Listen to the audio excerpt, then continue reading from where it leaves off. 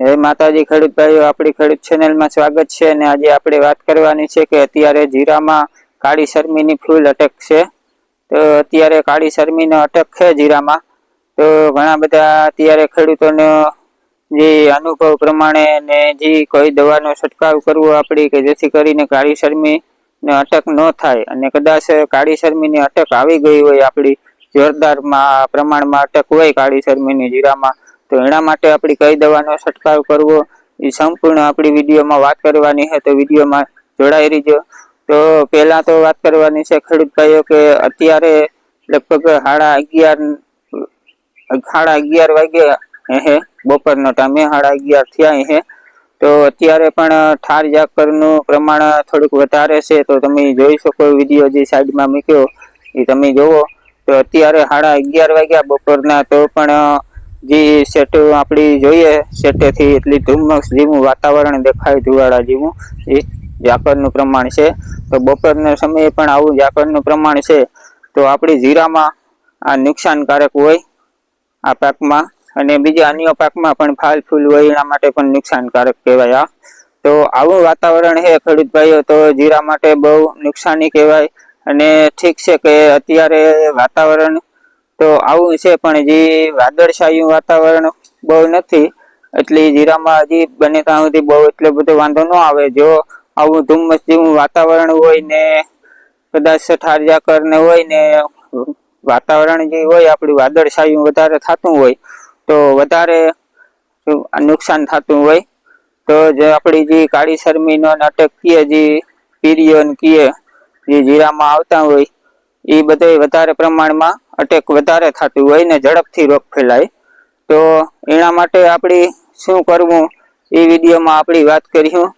તો ખાસ કરીને એક ભાઈની પણ આમાં કોમેન્ટ હતી, કોમેન્ટની લઈને અત્યારે પણ આપણી વિડીયોમાં વાત કરવાની છે કે જે આપણી કોમેન્ટ હોય બરાબર, તો એ કોમેન્ટના આધારે આપણે વાત કરવાની છે ખેડૂત ભાઈઓ, કે આમાં કોમેન્ટના ઘણા બધા ફાયદા છે, એ પણ આપણી વિડીયોમાં વાત કરીશું। એટલા માટે હું કહેતો હોય કે કોમેન્ટ કરજો તમે, તો એની પણ આપણી વિડીયોમાં વાત કરવાની છે। તો ખેડૂત ભાઈઓ પહેલા વાત કરીએ કે જે તમારે અત્યારે 80 દિવસની આજુબાજુ જીરા થઈ ગઈ છે બરાબર, તો જે લોકોને જે કાળી શરમીના જે રાઉન્ડ આવે, જે ગેલેલિયો છે, પછી ટાટાનો એર્ગોન છે બરાબર, એના બધા એક એક રાઉન્ડ તો મારે દીધા છે। અને કદાચ તમારા જીરામાં કઈ કાળી શરમી કે નહીં આવી હોય બરાબર, તો તમારે હજી એક રાઉન્ડ હોય અને ઘણી જીરામાં કાળી શરમી ન આવી હોય, બગાડ ન હોય, તો એક ફરજિયાત રાઉન્ડ મારે જ દીજો। એનું કારણ એ કે 2 રાઉન્ડ મારીએ તો આપણી જીરાને સરખી રીતે બસાવે શકીએ, આગળ જતા કઈ નુકસાન ન થાય।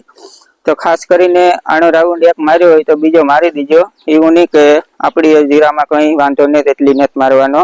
એનું કારણ એ કે અત્યારે જો તમે જોયું 11:30 વાગ્યા બપોરનો ટાઈમ, તો એ પણ જે આ ઠાર ઝાકરનું પ્રમાણ છે, તો એમાં આપણી વાત કરીએ કે કાળી શરમી આવવાની શક્યતા વધારે રહે, એનો અટક થાય કે આપણી જમીનમાં કદાચ ભેજ વધારે હોય, અમુક જમીન જે જાડી જમીન હોય ભેજવાળી, એમાં ભેજ વધારે રહેતો હોય બરાબર। તો બીજા નંબરમાં કે આવું જે ઠાર ઝાકરનું પ્રમાણ આવે, ઠંડી આવે વધારે, તો કાળી શરમી આવવાની શક્યતા રહે વધારે। એટલા માટે આનો રાઉન્ડ મારી દઈએ એટલે આપણી વાંધો ન આવે। અને ખાસ કરીને M45 નો રાઉન્ડ ચાલુ રાખજો, જીરું સારું ભલે હોય તોય પણ। અને બીજા નંબરમાં વાત કરીએ કે જે ખેડૂતોને જે જીરું છે એમાં ફૂલ અટેક આવી ગયો હોય જીરામાં બરાબર, તો એના માટે આપણે કઈ દવાનો છંટકાવ કરવો એની વાત કરવાની છે। કે એક ભાઈની કોમેન્ટ લઈ લઈએ ભેગી, કે ભાઈની કોમેન્ટ હતી કે 80 દિવસની જીરું છે અને ફૂલ જોરદાર એની કાળી શરમીની અટેક છે અતિ પ્રમાણમાં। એટલે જો વધારે હોય તમારે કાળી શરમીની અટેક, તો એના માટે જે આપણી દવાનું નામ બોલીએ કે જે એક ઉલાલા આવે, એક આપણી બીજા નંબરમાં જે આઈસી નું જે બ્રોન્ઝ આવે એ છે, દવાનો છંટકાવ કરે આગો। અને એક ત્રીજી દવા આપણી જે પન્નામાં આવે એનો પણ ઉપયોગ કરો, તો એનું પણ રિઝલ્ટ બહુ જોરદાર છે। ને આ ભાઈ જે કોમેન્ટ કરી બરાબર, એ ભાઈ પાછો રિપ્લાય આવ્યો હતો કોમેન્ટમાં કે એની ઉલાલા દવાનો છંટકાવ કરી દીધો એમાં। તો હવે આગળ જાણીશું કે એ ભાઈનું રિઝલ્ટ કેવું જડ્યું એ, તો એ ભાઈ પણ કોમેન્ટ કરે રિઝલ્ટ આવ્યું એ પ્રમાણે। તો તો આપણી આવી રીતના જે કાળી શરમીનો અટેક થયેલો હોય તો આ દવાઓનો ઉપયોગ કરવાનો, અને અટેક ન હોય કાળી શરમીનો તો આપણી ઓલી દવાઓનો ઉપયોગ કરવાનો, જે ગેલેલિયો ને ટાટા ને એર્ગોન ને આવે એ આપણી વાત કરી. તો આમાં એ કોમેન્ટ કરવાનો ફાયદો એ છે કે તમારે કંઈ પણ જીરામાં પ્રોબ્લેમ હોય બરાબર, તો તમે કોમેન્ટ કરો કે મારે આ વસ્તુ જે ભાઈ ઉપર જ આપણી લીએ, દાખલો તરીકે કે એ ભાઈ કોમેન્ટ કરી હતી કે 80 દિવસની જીરું થયું ને કાળી શરમીની અટેક ફૂલ હે, તો એના માટે કઈ દવા છાંટવી.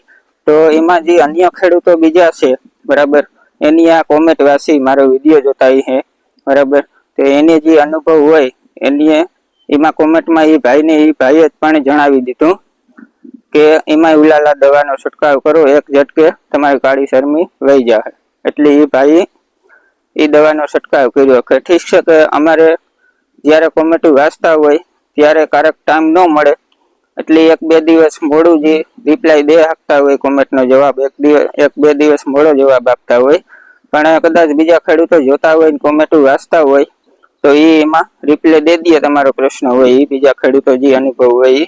એટલે એ ફાયદો છે કોમેન્ટમાં. તો તમારે જે પ્રશ્ન થતા હોય જીરામાં બરાબર, તો એના માટે કોમેન્ટ કરજો એટલે તમારે સોલ્યુશન જડી જશે આમાં કોમેન્ટમાં.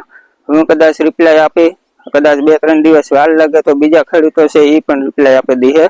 કે ખાસ કે જે ખેડૂતો ભાઈઓને બધાને નમ્ર વિનંતી કે તમને અનુભવ હોય અને પાકું રિઝલ્ટ જડ્યું હોય એ જ હાસી સલાહ દીજો કોમેન્ટમાં, જેથી કરીને બીજા ખેડૂતો ભાઈઓને નુકસાન ન જાય અને ફાયદો થાય. તો ખેડૂત ભાઈઓ, આપણે આજનો વિડીયો આવો તો કે જીરામાં અત્યારે કાળી શરમીનો ફૂલ અટેક હોય તો આપણે એના માટે કઈ દવાઓનો ઉપયોગ કરવો. તો વિડીયો સારો લાગ્યો હોય તો લાઈક જરૂર કરી દીજો, ચેનલમાં નવા હોય તો સબસ્ક્રાઇબ કરી દીજો. મળીએ પાછા બીજા વિડીયોમાં. જય માતાજી બધા ખેડૂત ભાઈઓને.